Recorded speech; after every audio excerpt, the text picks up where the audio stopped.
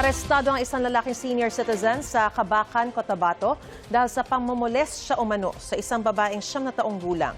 Ayon sa pulisya, hinuli noong una ang 60 taong gulang na lalaki sa barangay Katidtuan dahil may dala siyang baril. Nakuhanan din siya ng isang sachet ng hinihinalang shabu. Kalaunan lumabas sa investigasyon na ang lalaki pala ay suspect sa pangmomolest siya. Sa kuha ng CCTV noong July 3, makikita ang lalaki sa isang inn na kasama ang isang batang babae.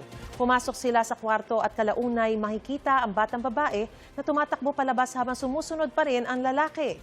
Maharap siya sa mga reklamong child abuse, paglabag sa Comprehensive Firearms and Ammunition Regulation Act at paglabag sa Comprehensive Dangerous Drugs Act.